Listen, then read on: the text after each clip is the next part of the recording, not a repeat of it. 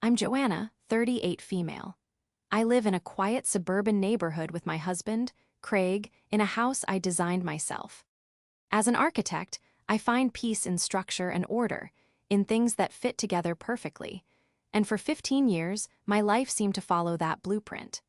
But a single, malicious lie from my niece was about to prove that the foundations of a family can be demolished far more easily than a house. Before this story unfolds, I'd love to connect with you. Please let me know in the comments where you're watching from and what time it is in your corner of the world. It's amazing to see how far these stories can travel. Life, until that point, had been beautifully predictable. My days were a comfortable rhythm of client meetings, blueprint revisions, and site visits.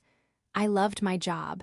There was a profound satisfaction in taking a client's dream and turning it into a tangible, livable space. My work was precise, logical, and governed by the laws of physics. It was a stark contrast to the often messy world of human relationships, which is probably why I clung to order in my personal life with such determination. Craig, my husband, was the cornerstone of that order. We met in college. He was studying finance, I was sketching buildings in a notebook, and our connection was immediate. He was the steady, analytical force to my creative, detail-oriented one. He understood my need for things to make sense, and for 15 years, they always had. Our home was my sanctuary. Every line, every window, every choice of material was a reflection of our shared life. It was modern but warm, with large windows that overlooked a meticulously cared-for garden. Craig wasn't a gardener, but he appreciated the results, often joining me on the patio in the evenings with a glass of wine, watching the sunset paint the sky. We didn't have children, a choice we'd made together early on. We enjoyed our quiet life, our careers, and our freedom. We were not just husband and wife, we were best friends, partners in every sense of the word.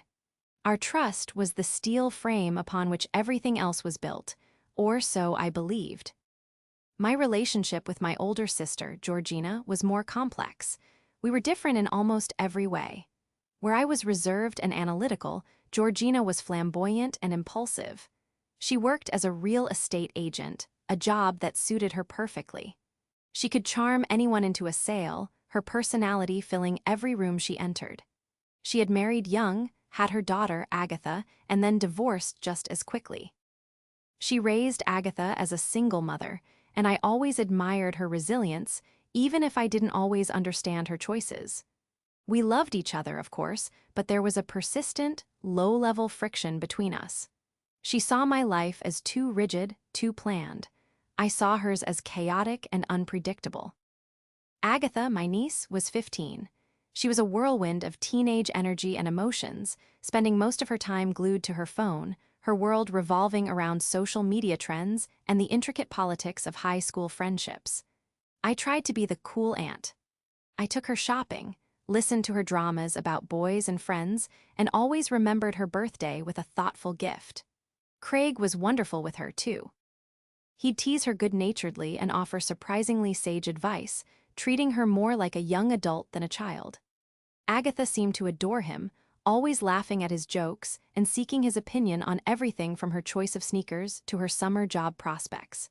She spent a lot of time at our house, especially on weekends. Georgina's work schedule was erratic, and our home was a stable, quiet place for Agatha to do her homework or just hang out. We were happy to have her.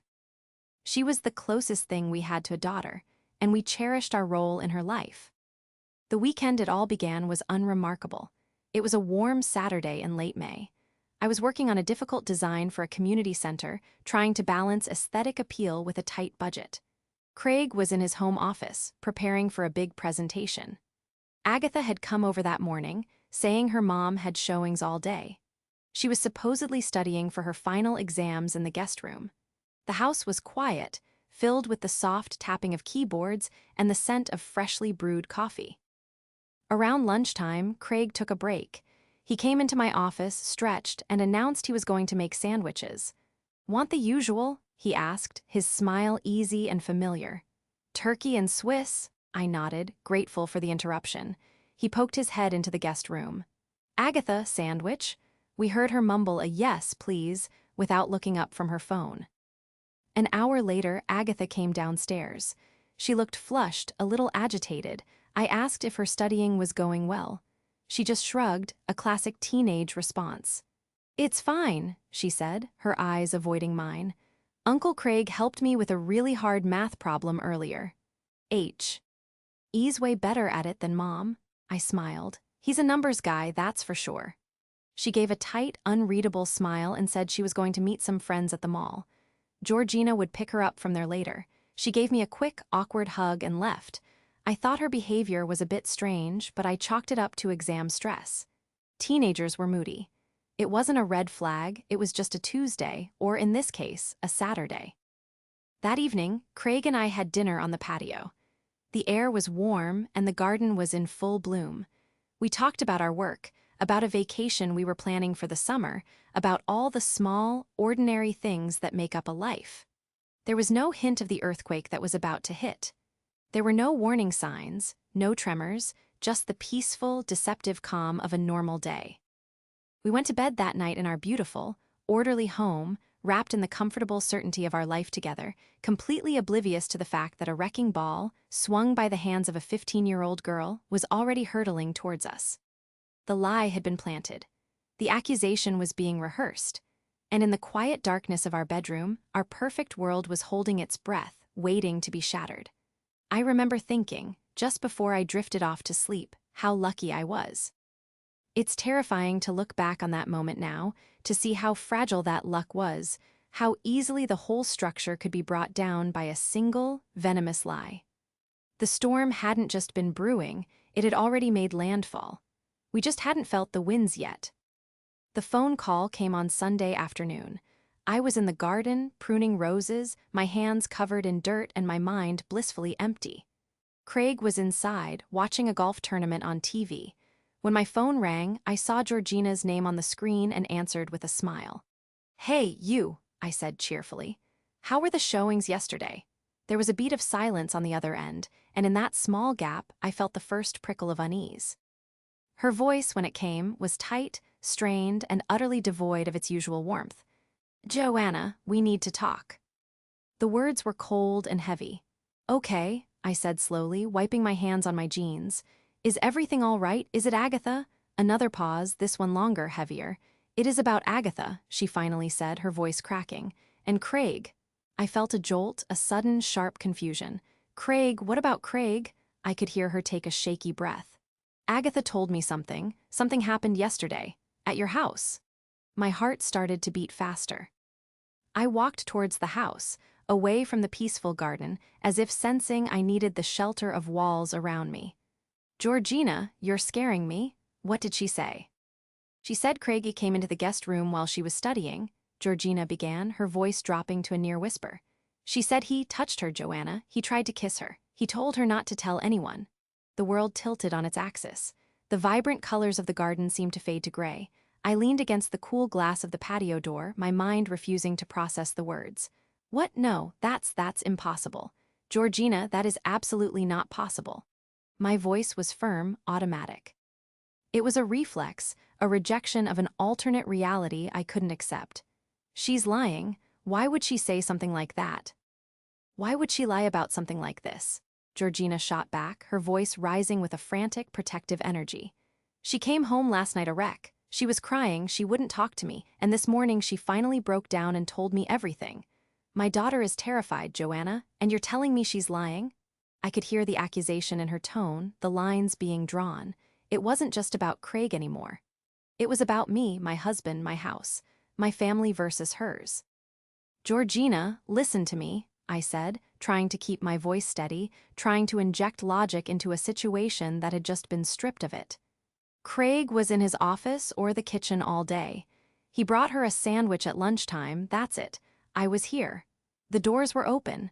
I would have heard something, seen something." "So Agatha is making it up," she scoffed. "For what reason? She loves you guys. She looks up to Craig. Do you have any idea how hard it was for her to tell me this?" I sank into a patio chair, the phone pressed hard against my ear. My head was spinning. It didn't make sense. None of it. Craig adored Agatha. He was protective of her, like a father figure. The image my sister was painting was grotesque, a monstrous distortion of the man I knew. "I need to talk to Craig," I said, my voice barely a whisper. "I'll call you back." I hung up before she could say another word, my hand trembling. I walked into the living room. The golf tournament was still on, the commentators' voices a meaningless drone. Craig was on the sofa, scrolling through his phone, a picture of domestic tranquility. He looked up. As I entered, his face breaking into a smile that faltered when he saw my expression. "Joe, what's wrong? You look like you've seen a ghost." I couldn't speak for a moment. How do you ask your husband of 15 years if he assaulted your niece? How do you even form the words? I sat down opposite him, my body feeling heavy and disconnected. "That was Georgina on the phone," I started, my voice sounding hollow in my own ears. He nodded, waiting. She said Agatha told her that you did something to her yesterday, when she was in the guest room." His face went through a rapid series of expressions: confusion, disbelief, and then a dark, profound shock that seemed to drain all the color from his skin. "What?" he breathed. "Did what? Joanna, what are you talking about?" I repeated Georgina's words, the ugly accusation feeling like poison in my mouth. "She said you touched her, that you tried to kiss her." Craig stared at me, his eyes wide with horror. He shot up from the sofa, pacing the room like a caged animal. "That's insane. That is a sick, twisted lie. I went in there once to ask if she wanted a sandwich. The door was wide open. I was in there for 10 seconds.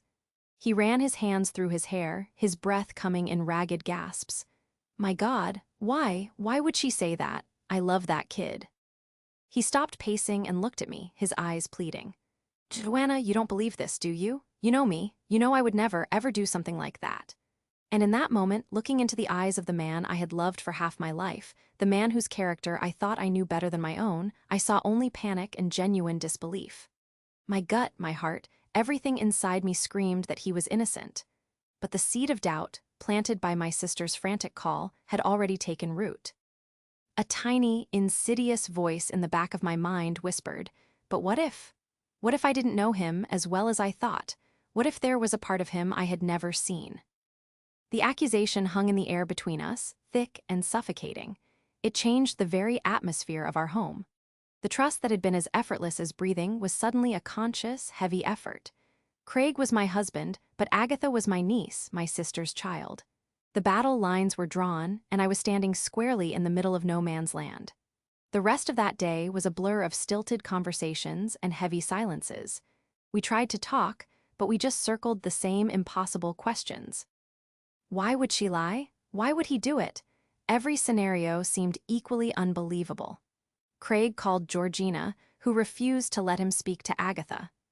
The call devolved into a shouting match, with Georgina accusing him of trying to intimidate her daughter and Craig vehemently defending his innocence.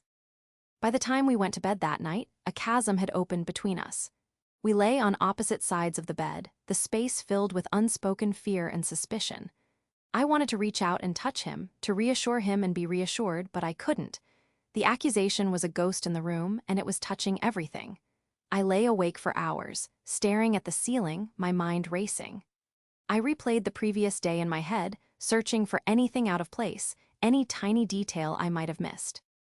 Agatha's strange moodiness before she left, the way she'd avoided my eyes, were those signs of exam stress or of a terrible trauma? My loyalty was being torn in two. My husband, my partner for 15 years, and my vulnerable teenage niece. One of them was lying, and either possibility was devastating. The foundation of my perfect life hadn't just cracked, it had been shattered, and I had no idea how to even begin to pick up the pieces. The next 2 days were a slow-motion nightmare. The air in our house, once so light and comfortable, was now thick with tension. Every conversation was strained, every silence loaded with unspoken accusations and fear. Craig was a wreck. He vacillated between furious anger and a deep, wounded despair. He couldn't work, he couldn't eat. He just paced the house, replaying his every interaction with Agatha, searching for anything that could have been misconstrued, any moment of kindness that could have been twisted into something monstrous. "Maybe I was too friendly?" he asked me late one night, his voice hollow. "Maybe she misinterpreted a joke? I've always treated her like my own. Maybe that was the problem." I tried to be supportive, to be the unwavering wife who stood by her husband, but it was hard. The accusation, no matter how unbelievable, had a corrosive effect. It tainted everything. I found myself watching him, analyzing his movements, his words, searching for a crack in his facade. Did he seem too defensive? Not defensive enough? Was his anger a sign of his innocence or his guilt? These thoughts were poison, and I hated myself for having them, but I couldn't stop them. The doubt was a splinter in my mind, and every time I tried to ignore it, T just embedded itself deeper. My sister, Georgina, was making it impossible to think clearly. She called me constantly, her voice a frantic blend of tears and fury. She had taken Agatha to a therapist who had apparently validated her story. The therapist said it's classic behavior, Joanna. The way she's withdrawn, the way she blames herself, and you're still defending him. Georgina had also told our parents. The family group chat, once a place for sharing photos and jokes, was now silent. I knew they had spoken to Georgina. I imagined the hushed, horrified conversations taking place without me. I was being isolated, cast out along with my husband. The judgment was implicit but deafening. It was as if Craig had been tried and convicted in the court of family opinion without a shred of evidence beyond the word of a 15-year-old girl. I felt a growing sense of resentment towards Georgina. She wasn't asking questions, she was delivering a verdict. She refused to even consider the possibility that Agatha might not be telling the truth. To her, any doubt was a betrayal of her daughter. But what about the betrayal of her brother-in-law? What about the presumption of innocence? My friend and colleague Derek was my only lifeline. I called him on Monday, my voice breaking as I recounted the impossible situation. Derek was pragmatic and level-headed, the same qualities that made him a great architect. He listened patiently, without interruption, letting me pour out all the confusion and fear. "Okay," he said calmly when I had finished. "Let's put emotion aside for a second and think like we're analyzing a structural problem. What doesn't fit?" His approach was a relief. It was what I needed, logic, not hysterics. "None of it fits, Derek," I said, my voice thick with tears. "Craig isn't like that. He's the most decent man I know." "I agree," he said. "I've known Craig for 10 years. He's a good guy. So if we start with the premise that he's innocent, then Agatha is lying. The question isn't if she's lying, but why?" That was the question that haunted me. Why? What possible motive could she have for inventing a story so destructive it could ruin multiple lives, including her own? It made no sense. She had always seemed to love Craig. There was no history of animosity, no jealousy, no obvious reason for her to lash out with such venom. "Georgina says she has no reason to lie," I told Derek. "That's her entire argument." "That's a parent's argument," Derek countered. "It's not a detective's. Teenagers are complicated, Joanna. Their motives can be completely opaque to adults. Think about her life. Is she happy at school? Does she have a good group of friends? Is there any pressure on her that you know of?" His questions started to shift my perspective. I had been so focused on the accusation itself, on the he said she said, that I hadn't stepped back to look at Agatha. I thought about her, really thought about her. She was obsessed with her social media, with her image. Her friend group seemed to be in constant flux, a revolving door of alliances and betrayals. Just a few weeks ago, she had been complaining about being left out of a party. She was desperate to be popular, to be seen as cool and interesting. Then I remembered something from Saturday. Just before she left, she had said, "Uncle Craig helped me with a really hard math problem earlier." I had thought nothing of it at the time, but Craig hadn't helped her with math. He had offered her a sandwich, that was it. It was a small lie, insignificant on its own, but it was a lie nonetheless. It was a detail she had invented and offered up unprompted. Why? What was the point of that little fabrication? I mentioned it to Derek. "That's interesting," he said. "It's a detail. Fabricators often add small, unnecessary details to make their stories seem more credible. It's also a way of testing the waters, seeing if a small lie will be believed before launching the big one." A seed of suspicion, this time directed at my niece, began to sprout. I got off the phone with Derek feeling a renewed sense of purpose. I had been drowning, but now I had a piece of driftwood to cling to. The first crack in Agatha's story had appeared. It was tiny, but it was there. That evening, I approached Craig. He was sitting in the dark, staring out the window. "Craig," I said softly, "I want you to tell me again every single detail of Saturday. Everything you did, everything you said to Agatha, no matter how small." He looked at me, his eyes filled with a weary sadness. He recounted the day, his voice flat. He'd worked until noon, went to the kitchen, poked his head in her doorway. "She was on her bed on her phone," he said. "I asked if she wanted a sandwich. She said yes. I went back to the kitchen, made the sandwiches, and put hers on a plate. I left it on the kitchen counter and called out that it was ready. That's it, Joanna. I swear on my life, that is the entire interaction." "Did you talk about math?" I asked. He frowned. "Math? No, why would I? I didn't even really go in the room." There it was again. The math story was a complete invention. A small, strange building block in the foundation of her much larger lie. It wasn't proof, not yet, but it was something. It was a sign that her story wasn't the seamless, perfect truth Georgina believed it to be. It had flaws, it had cracks. And as an architect, I knew that even the smallest crack, if you apply enough pressure, can bring the entire structure tumbling down. For the first time in 2 days, I felt a flicker of hope. My husband was innocent. I felt it in my bones, and now I had the first hint of a way to prove it. The investigation had begun. Armed with a single inconsistency, I transformed. The grieving wife and sister was replaced by a determined investigator. The emotional turmoil was still there, a raging sea beneath the surface, but on top, I was calm, methodical, and focused. My home had become a crime scene, and I was going to process it. I started with our security system. We had a couple of cameras, one covering the front door and another covering the back patio and garden. We didn't have any inside the house. We'd always valued our privacy, but the outdoor cameras had a clear view of anyone coming or going. I sat down at my computer, my heart pounding, and pulled up the footage from Saturday. I fast-forwarded through the quiet morning hours until I saw Agatha arriving. Then I watched. I saw Craig go out to get the mail. I saw the pizza delivery guy we'd ordered from the night before. I watched myself walk out into the garden. It was all excruciatingly normal. I advanced to the time Agatha had left. She walked out the front door, phone in hand, and stood on the porch for a moment, typing something. Then she walked down the driveway and out of sight. I rewound the footage and watched it again, zooming in on her face. She didn't look terrified or traumatized. She looked annoyed, impatient. It was the typical expression of a teenager waiting for her ride. There were no tears, no furtive glances back at the house of horrors she had supposedly just escaped. It wasn't damning evidence, but it was another detail that didn't align with Georgina's frantic narrative. My next step was more difficult. I needed to know what was happening in Agatha's world. I knew her password for a streaming service she used on our smart TV, and on a whim, I wondered if she used the same password for her social media. Teenagers were often careless about digital security. I logged onto Instagram from my laptop's browser, entered her username, and tried the password. It worked. My breath caught in my chest.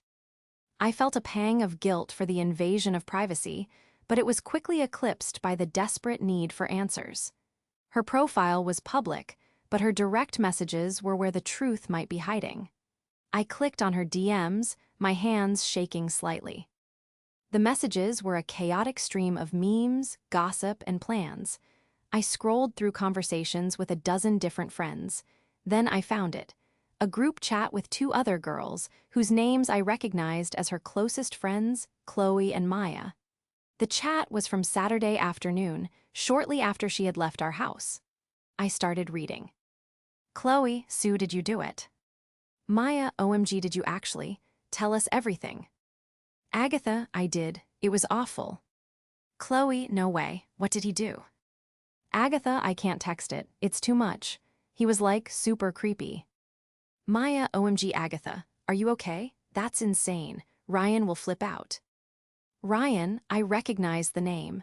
He was a boy in the grade above her, someone Agatha had a massive, all-consuming crush on. She talked about him constantly.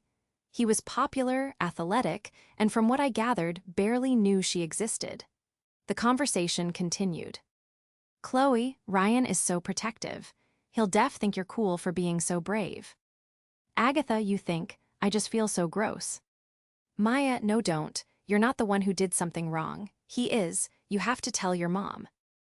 Agatha, I will. I'm so scared. I leaned back in my chair, my mind reeling. It was all there in black and white. Did you do it? Did you actually? It wasn't a reaction to a traumatic event. It was the follow-up to a plan. A sick, calculated plan to what? To impress a boy? To gain sympathy and attention from her friends? It was so much worse than I could have imagined. This wasn't a misunderstanding or a cry for help. It was a malicious, premeditated act. I took screenshots of the entire conversation with my phone, my hands moving with a cold, steady precision. I captured every message, every timestamp. This was the proof. This was the weapon I needed to clear my husband's name and expose the lie. A wave of pure, unadulterated rage washed over me, so intense it made me dizzy. I thought of Craig, pacing the house like a ghost, his reputation and mental health in tatters. I thought of Georgina, hysterical and accusing, turning O. Her entire family against us. And all for this, for a fleeting moment of high school popularity, for the attention of some boy who wouldn't remember her name in a year. I wanted to call Georgina right then and there, to scream the words from the screen grabs down the phone at her. But I stopped myself. Derek's advice echoed in my head. Think like you're analyzing a structural problem. A screaming match would solve nothing. They would claim the messages were fake, that I was desperate. Agatha would deny it, and it would become her word against a screenshot. No, this required more than a phone call. This required a confrontation, a controlled demolition. I logged out of her account and deleted the browser history, covering my tracks.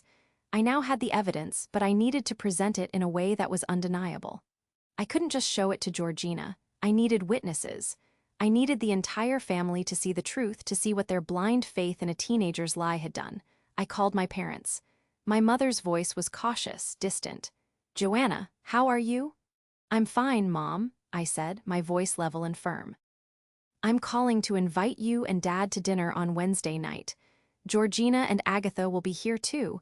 It's time we all talked about this as a family." There was a long pause. "I don't know if that's a good idea, sweetheart," she said gently. "Emotions are running very high." "That's precisely why we need to do it," I insisted. "This has gone on long enough. We need to resolve it. Please just come Wednesday at 7. She finally, reluctantly agreed.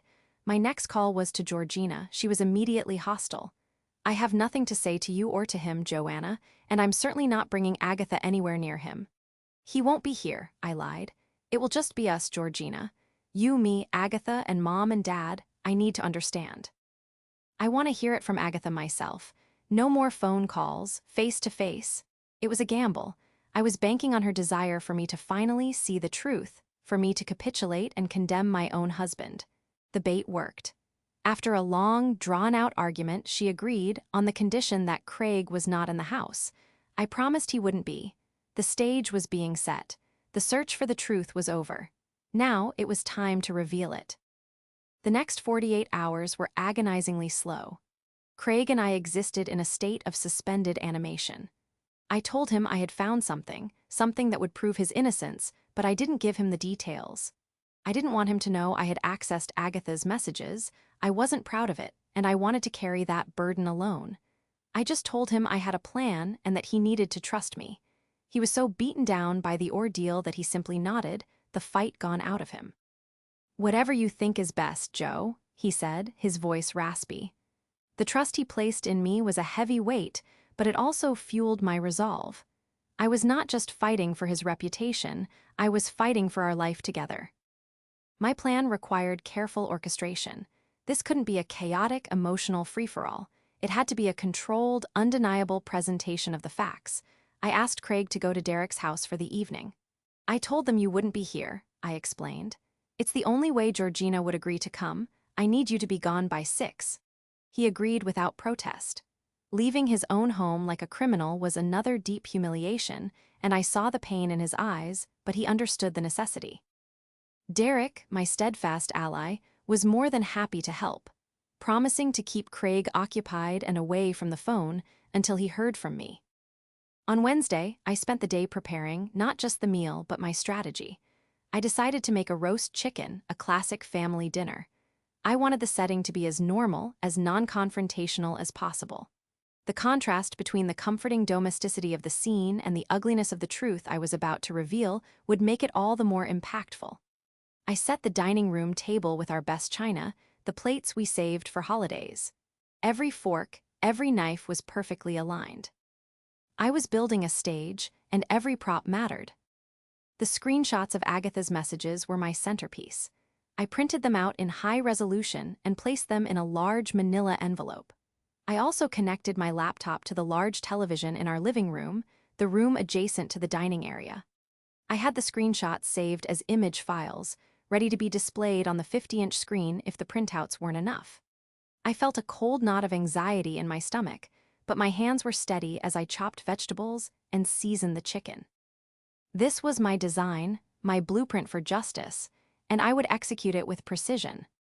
My parents arrived first, exactly at 7. They were visibly tense, their faces etched with worry. My father, a man of few words, gave me a stiff, awkward hug. My mother wrung her hands. "Joanna, are you sure about this?" she whispered as S. He came in. "This could make everything so much worse." "The truth can't make things worse, Mom," I replied, my voice calmer than I felt. I led them to the living room and offered them a drink, trying to make small talk about their week, about Dad's golf game. The conversation was stilted, fragile. They were walking on eggshells, terrified of saying the wrong thing. Georgina and Agatha arrived a few minutes later. The moment they stepped through the door, the atmosphere in the house dropped several degrees. Georgina's eyes scanned the room, looking for any sign of Craig, a warrior queen surveying for threats.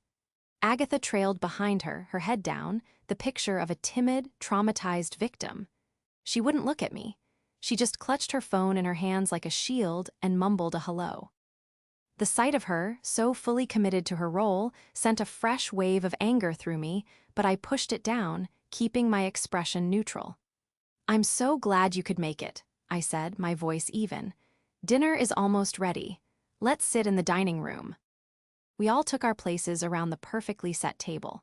The silence was deafening, broken only by the clinking of silverware as I served the food. I put a plate in front of each person, moving with a deliberate, unhurried grace. I felt like an actress in a play, waiting for my cue. My parents and Georgina exchanged nervous glances. Agatha just stared at her plate, pushing a piece of carrot around with her fork. Finally, after a few minutes of unbearable silence, my father cleared his throat. "Joanna," he began, "your mother tells me you wanted to talk." I placed my fork down, carefully aligning it with my knife. I looked at each of them in turn, letting my gaze rest for a moment on Agatha before finally looking at my sister. "Yes," I said. "I did. For 4 days, my husband's life has been destroyed. Our marriage has been hanging by a thread, and our family has been torn apart, all based on an accusation. I wanted to give Agatha the chance to tell me, and her grandparents, exactly what she says happened, in her own words, without interruption."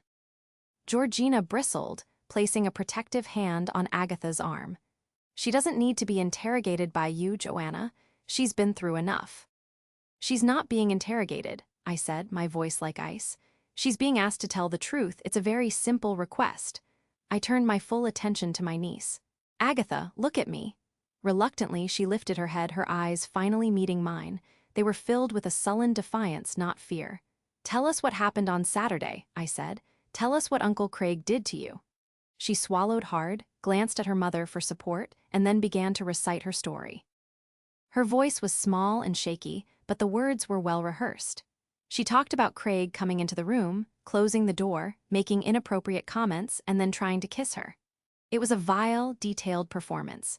As she spoke, I watched my parents' faces crumble with sorrow and my sister's face harden with righteous anger. They believed every word. They were completely captivated by the fiction she had so carefully constructed, and I let her finish. I let her spin her entire web, right down to the last, poisonous thread. When she was done, a single tear rolled down her cheek. It was a masterful touch. When Agatha finished her story, a heavy, sorrowful silence descended on the dining room. My mother was openly weeping into a napkin. My father stared at his plate, his jaw tight with anger and disappointment. Georgina had her arm wrapped around Agatha, glaring at me as if to say, "See, do you believe it now?" This was my moment. The foundation of their certainty had been laid, and it was time to demolish it. I remained perfectly calm. I took a slow sip of water, then placed the glass down with a soft click. "Thank you for sharing that, Agatha," I said, my voice devoid of emotion. "That was a very detailed story."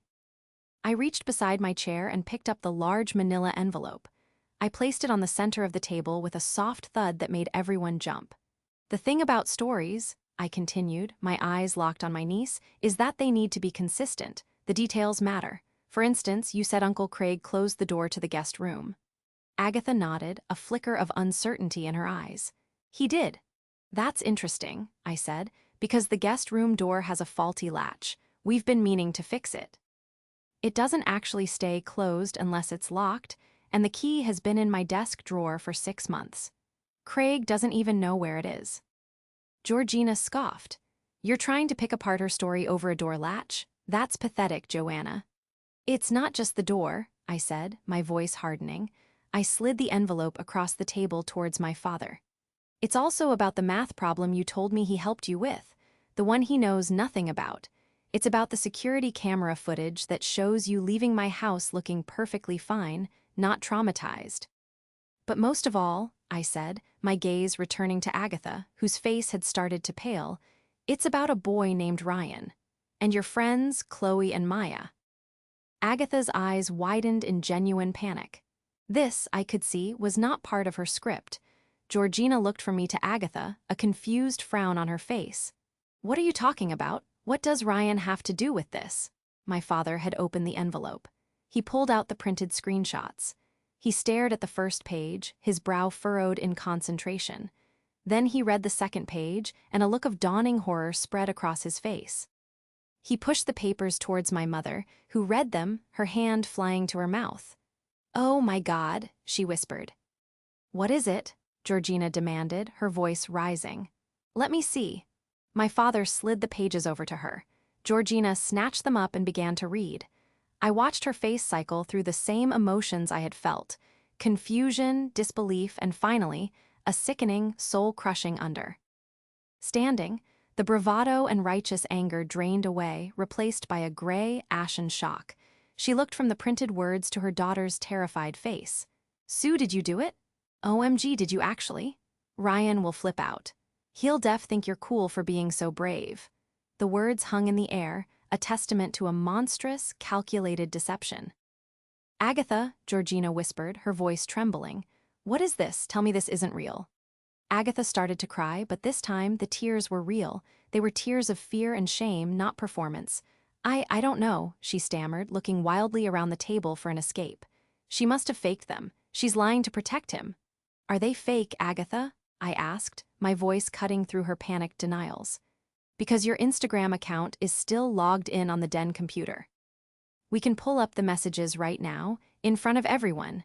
This was a bluff. I had logged out, but it was a powerful one. The color drained completely from her face. She knew she was caught. The dam broke. Sobs racked her body, ugly, gasping sounds of a cornered liar. "I'm sorry," she wailed, burying her face in her hands. "I'm so sorry. We were just talking about Ryan, and Chloe said he likes girls who are, like, strong and have been through stuff. It was just a stupid idea. I didn't think it would get this big. I was going to tell Mom it was a mistake, but then she got so mad and called everyone, and I got scared." The confession, when it came, was a pathetic, whimpering unraveling. It was all for a boy. To seem strong. She had been willing to destroy a man's life, to detonate her family, for a sliver of attention in the shallow, brutal world of high school social politics. The room was silent except for her sobbing. My parents looked utterly devastated, but the person I was watching was my sister. Georgina stared at her daughter, her expression unreadable. She had been her champion, her fiercest defender, and she had just been revealed as a fool, a pawn in her own child's manipulative game. She had directed all her rage and venom at me and my husband, and the real poison had been sitting right next to her the entire time. She slowly stood up, her movement stiff. She looked at me, her eyes filled with a mixture of shame and horror. I don't know what to say, Joanna. I'm so sorry." Sorry doesn't fix this, Georgina, I said, my voice flat and cold. Sorry doesn't give Craig back the last 4 days of his life. It doesn't erase the things you said to him, the things you said to our parents. It doesn't magically repair the trust your daughter intentionally shattered. I stood up as well. The meal was forgotten, the perfect stage now a scene of utter devastation. I think you should go, all of you. My parents looked at me, their faces pleading, but I shook my head. I need you to go. Now, they gathered their things in a daze, my father helping my weeping mother into her coat. Georgina pulled a still-sobbing Agatha to her feet and led her towards the door, not looking at me. At the doorway, Georgina paused and looked back, her face a mask of regret. Joanna, please. No, I said, cutting her off. There are consequences for actions, Georgina. You taught your daughter that lies are a tool she can use to get what she wants. Now she and you can learn what those consequences are. I closed the door behind them, the click of the latch echoing in the silent house. I leaned against it, the adrenaline finally leaving my body, replaced by a profound, bone-deep exhaustion. Justice had been served. The truth was out. But there was no triumph, no relief. There was just a vast, empty ache where my family used to be. After they left, I stood alone in the dining room for a long time, surveying the wreckage. The half-eaten dinner, the discarded napkins, the damning printouts left on the table, it was the aftermath of a battle.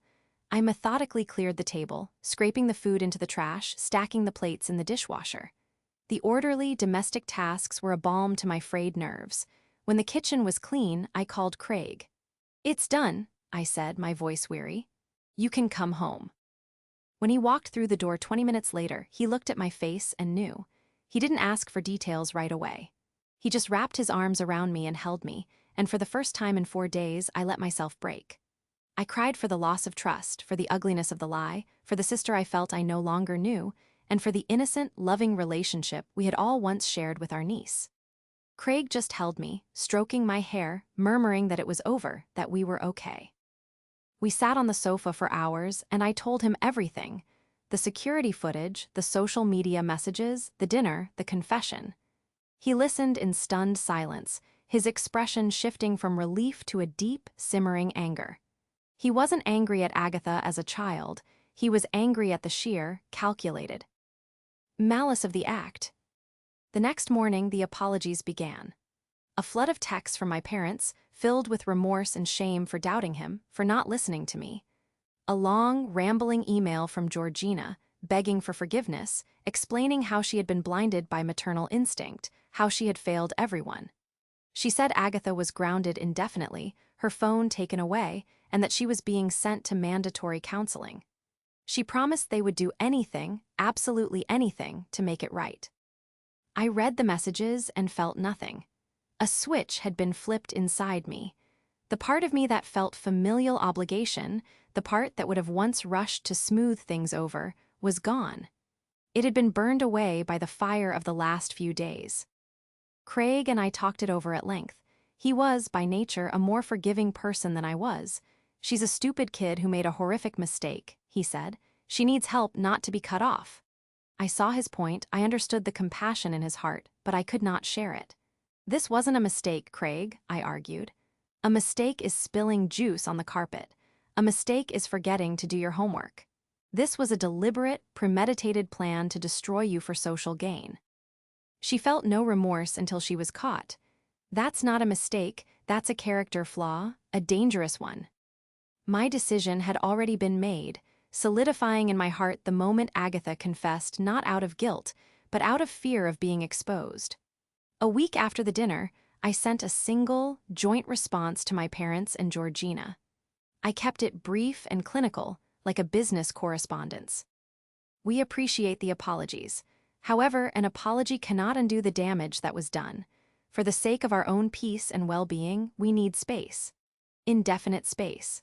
As for Agatha, we cannot have a person in our lives who is capable of such profound deception and cruelty.